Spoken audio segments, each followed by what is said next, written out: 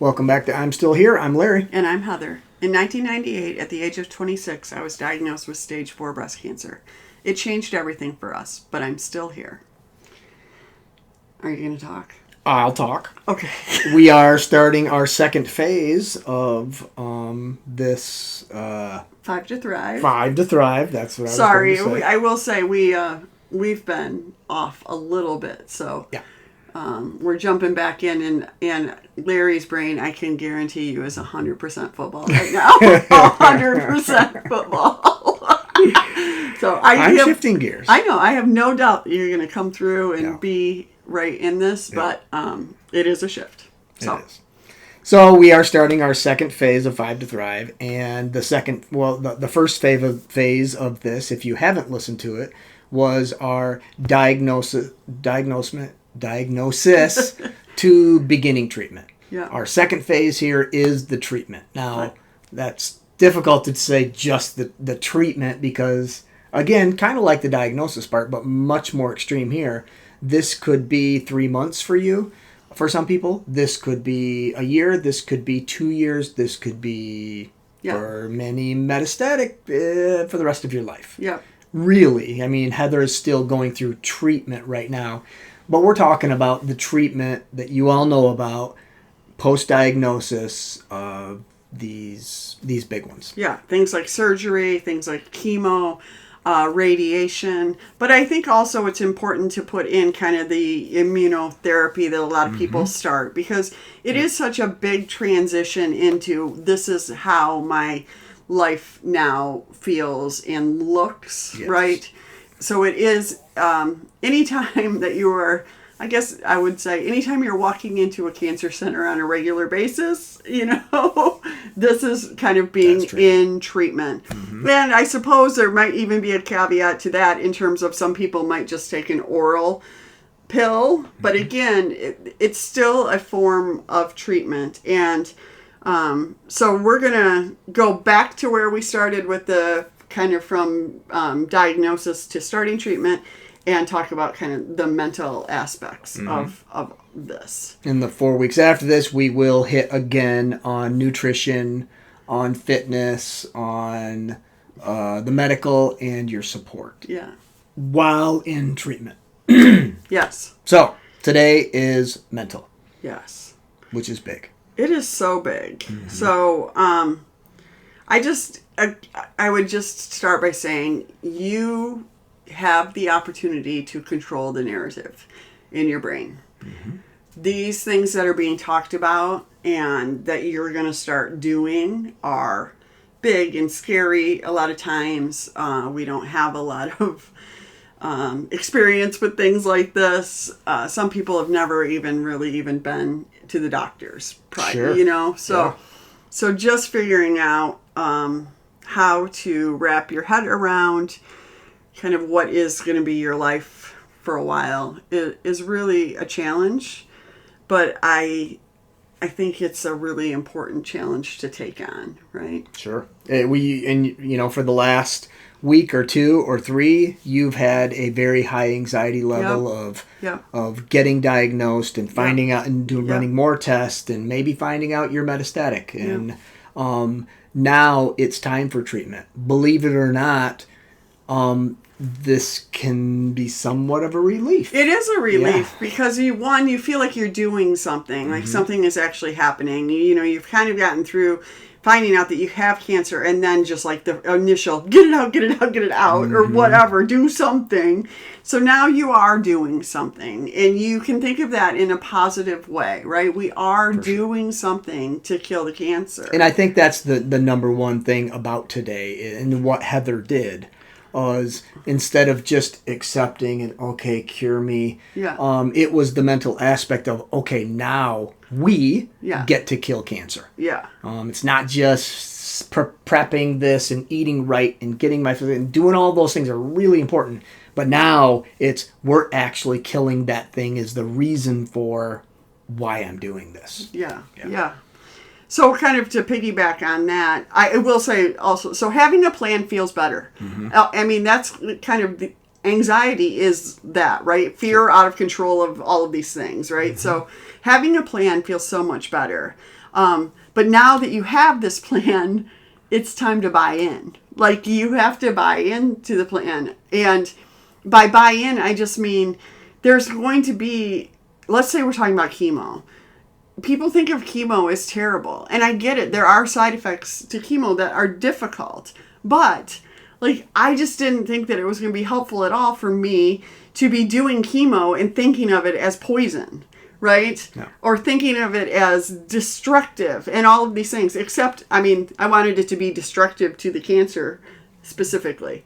That was it. I really wanted, I wasn't going to say I'm putting poison in my body, which I hear this stuff all the time that people think about that. Or, you know, just if we want to talk a little bit about side effects like that come into play, they can be really hard to think about and deal with, but you have a choice every time how you're going to view them. Mm-hmm.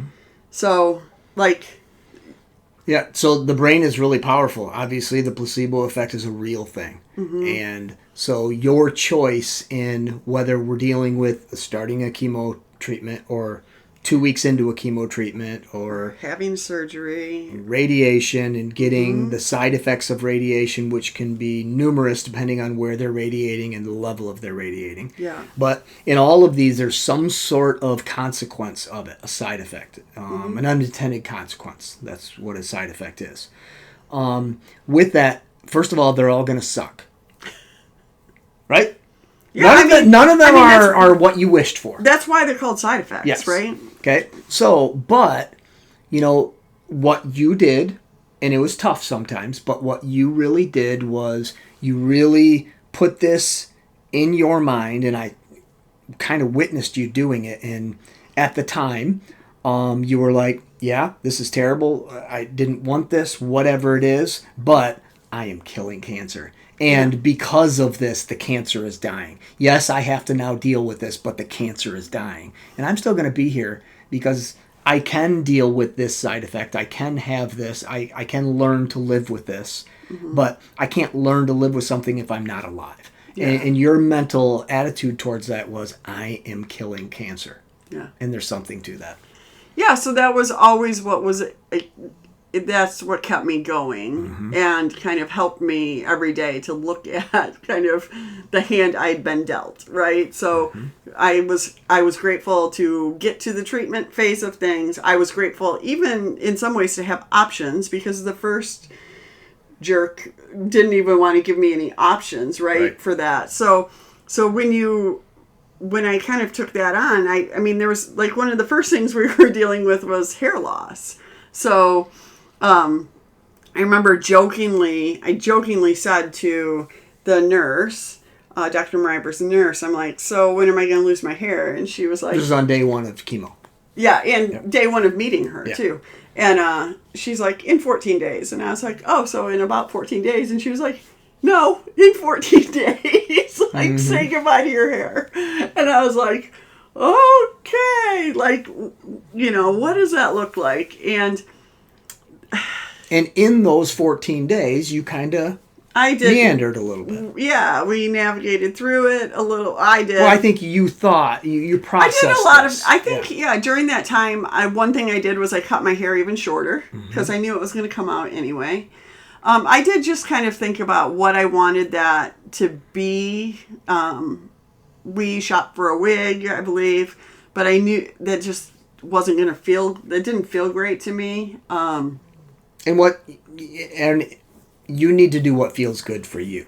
Yeah. This is Heather specifically, but I do appreciate what you kind of came out with this. And the wig situation, for me, I decided that people knew I had cancer, and I knew I had cancer, and I felt like putting a wig on was basically saying, I don't really have, you don't have to deal with this, I don't have to deal with this. It was like almost, it felt like to me... You were making others comfortable. Yes, I was trying to make other people comfortable. And that's just not me. No, it's not you. It's not you. Let's have the hard conversation or let's not hang out. I don't care, but it's not my job in the midst of cancer trying to live to make you comfortable. Now, let's repeat this. You need to do what makes Absolutely. you comfortable. If you want to some extent, put on, put on a disguise, to go out and be normal, to feel normal, to go out in public and not get stared at. Yes. Then do that. That is awesome. You for 100% sure. Absolutely. Heather just had, and first of all, we live in a tiny, tiny town where there was no going out and putting a wig on and everybody knew. Well, and also once I started going out with a scarf on, I didn't have to keep encountering people that didn't know me. Mm-hmm. So that made it easier also, right? So, but yeah, I think that is entirely up to you. I do feel like this is something like that a lot of people weigh in on it for you, and it's not their decision. It's not their decision. No. So, just like she bought a wig. It went out and got fitted, had it. Mm-hmm. I think maybe wore it once or something. One time. And just said, no, not going to do it. And that doesn't have to be you, but I do appreciate your attitude on that. I'm not going to make other people comfortable. And that's tough to do. That's a pretty strong person that can do that. Yeah. Well, yeah, the other side about being bald, I will say, is it's cold. Yeah. Woo! So, I think being bald is a lot more accepted now, but it still isn't easy for somebody to walk out of their house without hair. I will say, again, mentally, do what's right for you. If you're losing your hair and you are okay with it coming out, and you're trying to preserve it, preserve it. I didn't want to do that. The second I could reach up and pull it out and it didn't hurt, I was like, shave it off. You didn't want the reminders daily. I didn't want the hair reminders on the pillow, the hair in the shower, I didn't want to draw out that process. Mm-hmm. So, and again, these are just negative reminders to you that the side effect. She wanted it just to come to an end. Yes, but it wasn't the my hair daily. And I get that, and I think that's smart. I when we're talking about the mental side of this, is okay. I'm going to put this to rest, and I'm going to move on. Mm-hmm. Yeah. And it was sort of a transformation for me, right? Mm-hmm. Like I was just transforming into somebody who killed cancer, right? That was my job, and it didn't involve hair. Right. But there's other side effects too all of those things you can embrace them any way you want, but there's always a negative or positive component to it. You're feeling nauseous. You can think of that as, this is terrible and I hate this. And I'm not saying you don't, but you can also say, nope, that medicine is working. Yeah. It is doing exactly what it's supposed to do.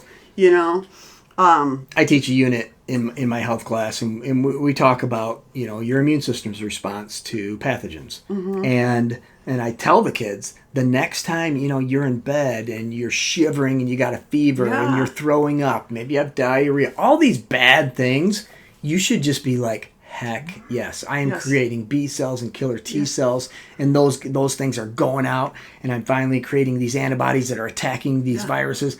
Like, have that mental attitude on. Yeah, it sucks, but how cool is my body that it can do this? For sure. Right? Like, wow. This is and I've talked with Christy about this sometimes too. Just like that, some people like a fever, and I tend to spike fevers fairly easily still.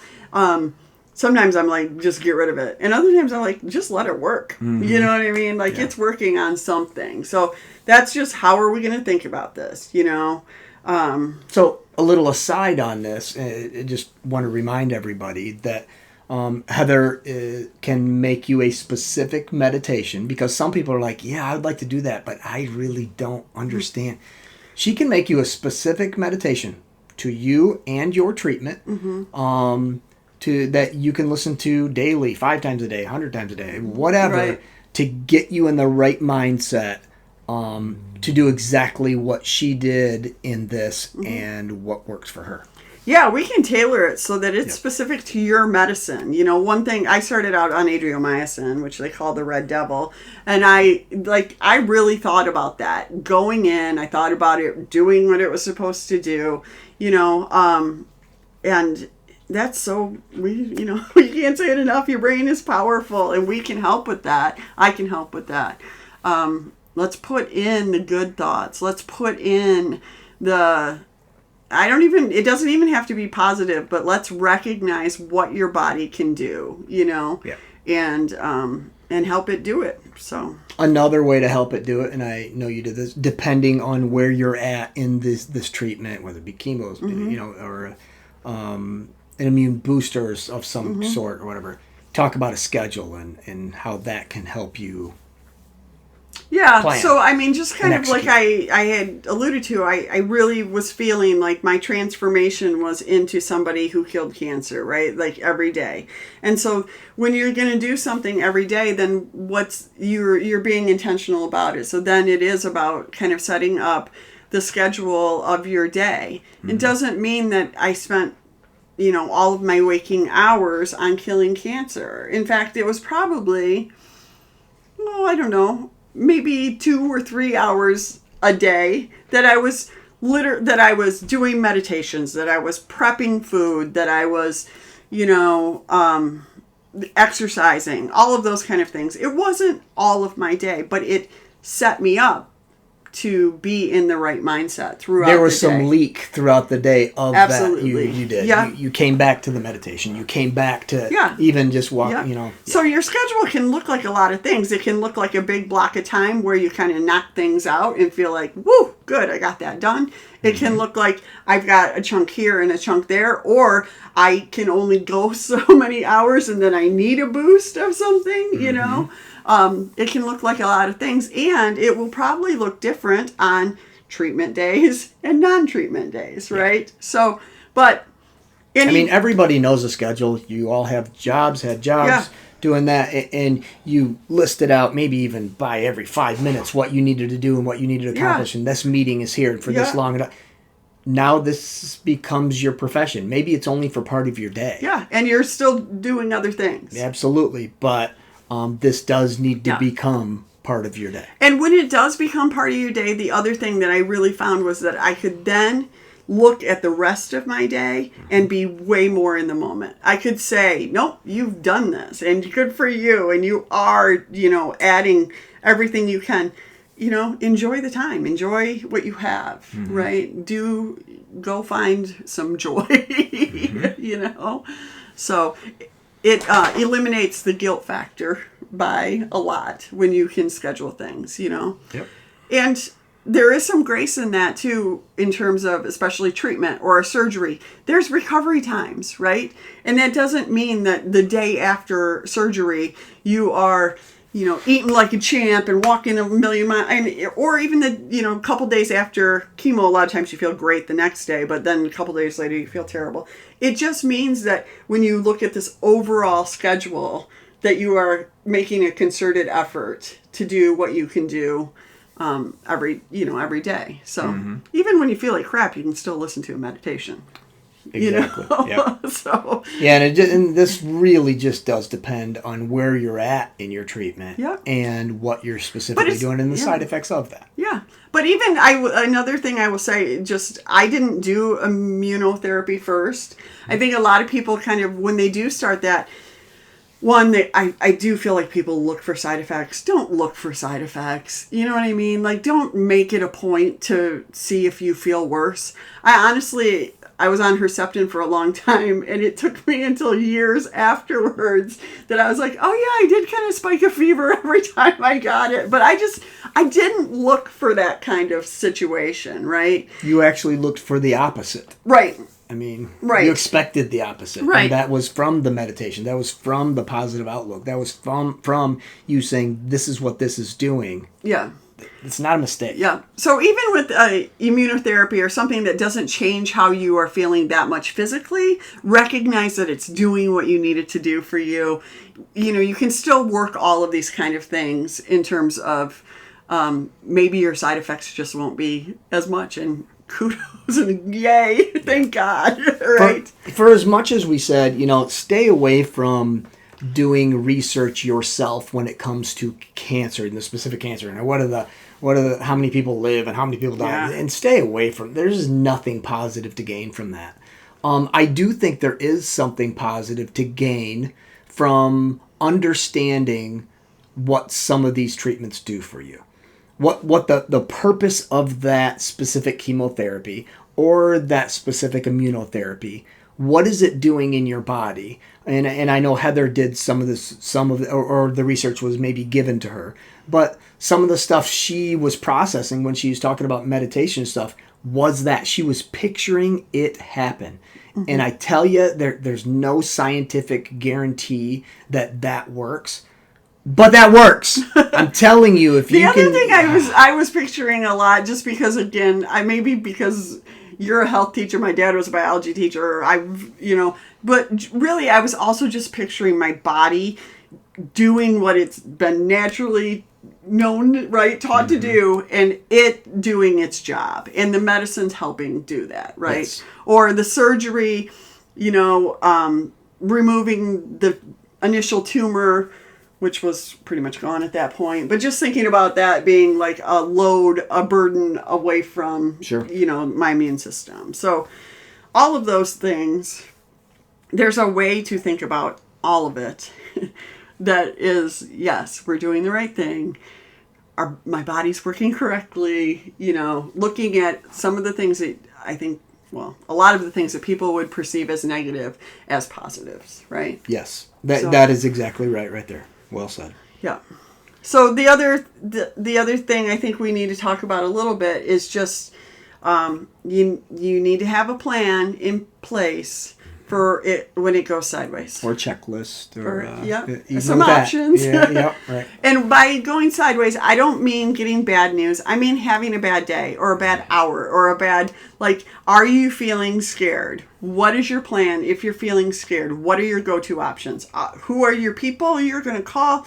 What are you going to do? How do you... What music are you putting on? Yes, what music... Something. How do you reset? How do you reset when you're scared? Same...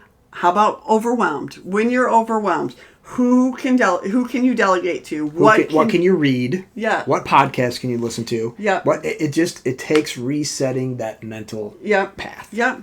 And if you need a little time in it, take your time. You get, tell yourself what you get. Do you get a half an hour? Do you get an hour?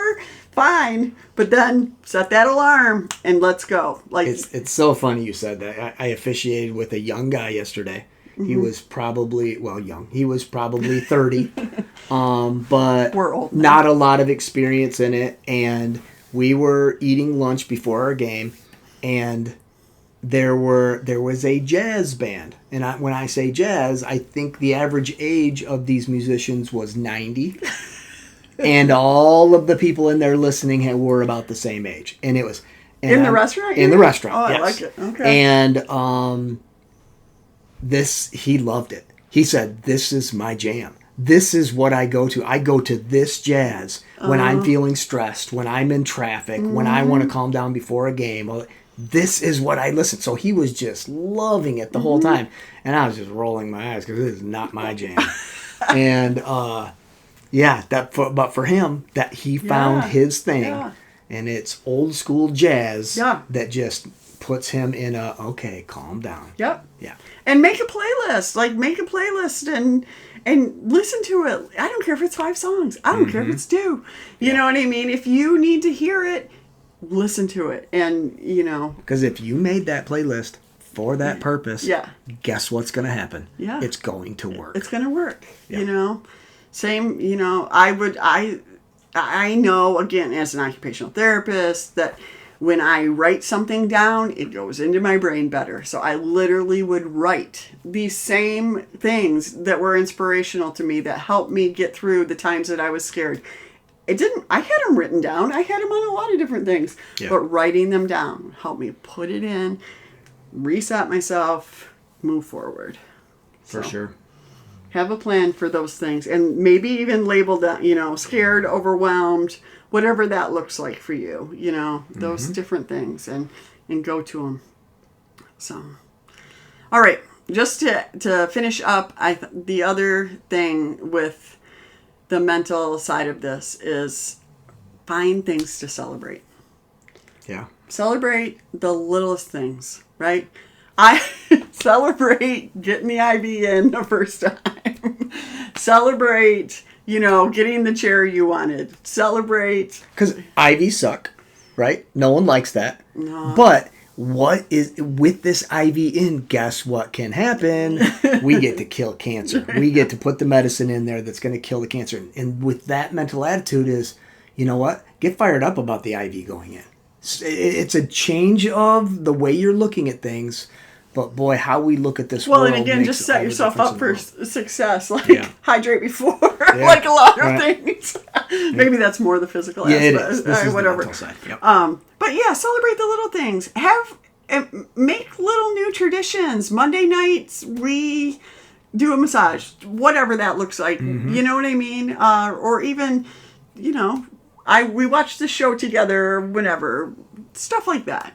Just find some things to celebrate, and I think it lessens all of the the pain that comes with this. So. Absolutely. Yeah.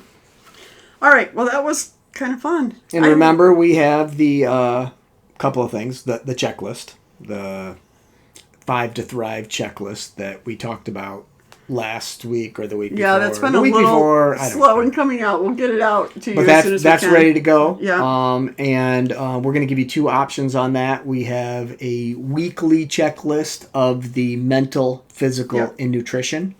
Or we have a daily, some people like it in a daily form, of the mental, physical, and nutrition. Yeah. And just for you to, on those days when you can, to be able to check it off. And those things that we've talked about, we have it now in print where you can have it all in one place. And these are all things that Heather has done that...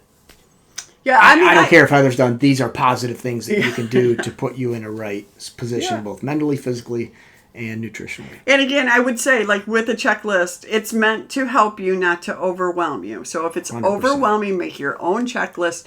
Put 2 things on it that make you feel good about your day that you can check off. Yeah. Again, all of it is meant to be helpful to you, not to... If you attack all of this with a shame and guilt attitude... You didn't listen to the mental side, what we were talking about. Don't do it. Right. Yeah. So if you are going to beat yourself up for not having done something, that's completely the wrong... That's exactly what we don't want. We want you to feel that you are making progress and helping yourself by doing these things. Yep. So. And then finally, in the meditations or specific meditations towards your treatment, towards who you are and what that treatment is doing, that is also available for you also. Yeah. So I don't know how. Yeah. Well, I was going to say what we're going to do is we're going to add some links in show notes so that you can you can go and either get a hold of me or like I said, downloads aren't out yet. Will be soon. And just we'll keep you informed. And downloads aren't supposed to be out for 3 weeks, but I figure I'm just going to push this a little bit because if you're listening to this, you want that. You want that right now. You're going through treatment. I know. We can get them out soon. Okay. Well, have a good one, and we'll see you next week. See you next week.